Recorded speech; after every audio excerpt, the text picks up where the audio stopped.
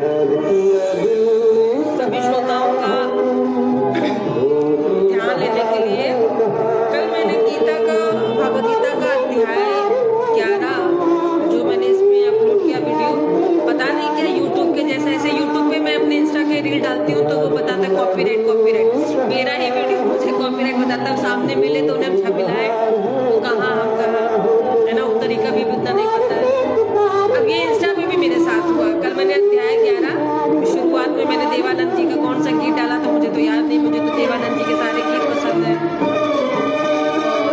और फिर उसके बाद मैंने एक महाभारत का फिर अपना भागवत गीता का अध्याय किया, श्लोक और हिंदी अर्थ, लेकिन वो उसकी ऑडियो अनअवेलेबल बता रहा है, इसलिए मैं आज पुनः श्लोक संख्या 11 अध्याय 1 का वाचन करूंगी।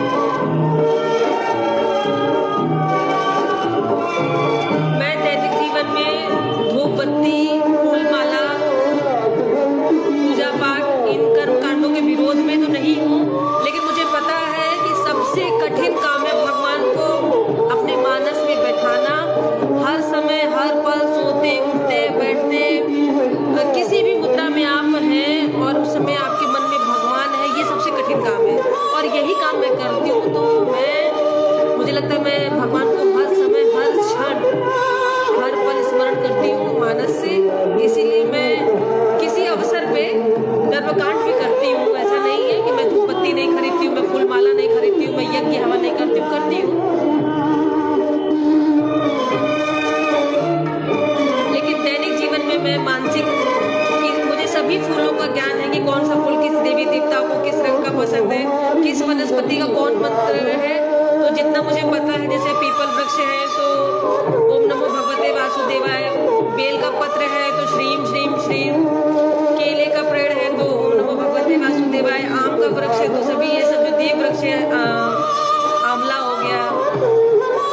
वैसे तो चरक संहिता और सुश्रुत संहिता कहती है कि एक घास का तिनका भी बेकार नहीं है, लेकिन हमें जितना ज्ञान है उतना मैं उनको मानसिक अर्पण और मानसिक ध्यान कर लेती हूँ।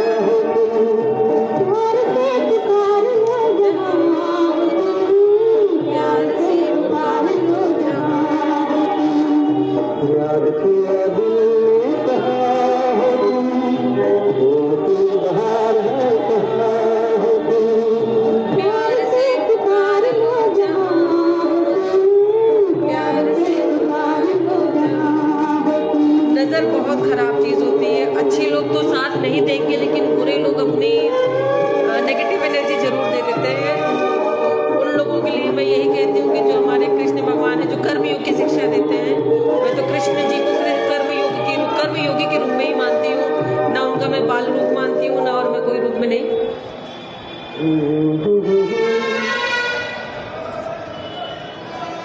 अब अपना भाव बदलते हैं।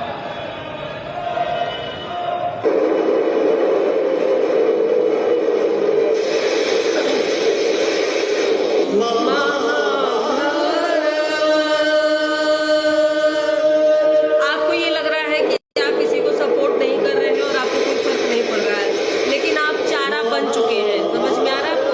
सभी लोग, जितने भी लोग मुझे सुन रहे हैं, नहीं सुन रहे हैं, कहीं भी है, मुझसे प्रेम करते हैं, मुझसे चिढ़ते हैं, मुझसे ईर्ष्या करते हैं, मेरा सपोर्ट में है, नहीं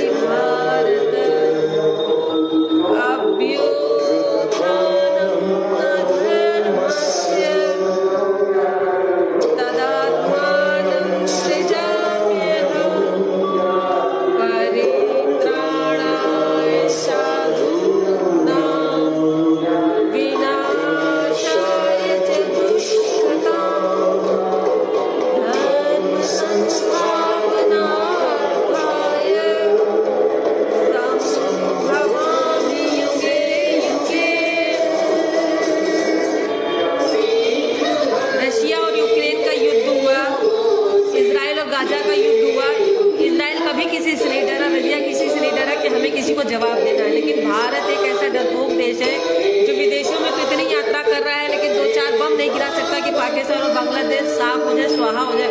कश्मीर तक के अपने कश्मीरी पंडितों को तो न्याय दिला नहीं पाए हम लोग। 33 साल से वो बेघर है, इधर उधर भटके हुए हैं, लुके छुपे हुए हैं, तो हम क्या ही करेंगे। तो आवाज़ बोलने पे किसको डर लग रहा है? मुझे तो डर नहीं लगता है, आप लोग डरते रहिए।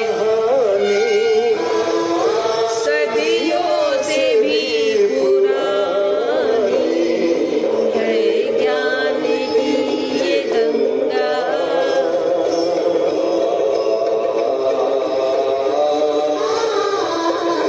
है ज्ञान की ये गंगा, ऋषियों की अमर वाणी, है ज्ञान की ये गंगा, ऋषियों की अमर वाणी, ये विश्व भारती है, वीरों की आरती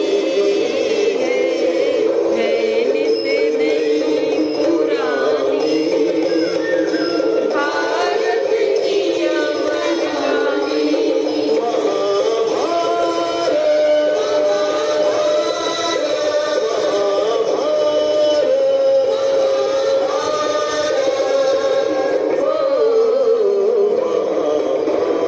मैं तो रोज ही गंगा जल पीती हूँ, हरिद्वार से मैं गंगा जल लेके आती हूँ, रोज ही गंगा जल पीती हूँ। और ईश्वरी कृपा से मैं भागवत पाठ भी कर रही हूँ, ऑनलाइन रिकॉर्ड है, पता नहीं कौन सा दिन मेरा अंतिम दिन होगा, लेकिन ये है कि ईश्वर का नाम लेती जा रही हूँ। जितना मुझे बुद्धि विवेक ईश्वर दे रहे हैं, हम सब उन्हीं की संतान हैं। तो अध्याय 1 का श्लोक संख्या 11 में पुनः वाचन कर रही हूँ। अयनेषु च सर्वेषु यथा भाग, शुरू से करते हैं। ओम श्री परमात्मने नमः। श्रीमद् भागवत गीता अथ प्रथमो अध्यायः। श्लोक संख्या 11 अध्याय 1। अयनेषु च सर्वेषु यथा भागम व्यवस्थिता भीष्मेवार्भिर्छन्तु भवन्तः सर्व एहि। इसलिए सब मोर्चों पर अपनी अपनी जगह स्थित रहते हुए आप लोग सभी निसंदेह भीष्म पितामह की ही सब ओर से रक्षा करें। मेरे सभी श्रोतागणों को मैं ये कहूँगी कि आप नया वर्ष चैत्र प्रतिपदा से मनाएं, जिस दिन हम अपनी कलश स्थापना करते हैं। और इस समय हमारे लिए कोई भी त्यौहार नहीं है। खरमास है। दिनकर जी की एक बहुत ही उत्तम सर्वश्रेष्ठ कविता है, मैं आपको ज़रूर अगर मिलेगी तो शेयर करूँगी। और मेरा साहित्यिक और आध्यात्मिक रुझान शुरू से बहुत ज़्यादा रहा है। बीच में मैं अपने पारिवारिक विवादों की तरह जुबान से नीचे चली गई, गाली वगैरह, तो क्षमा करें।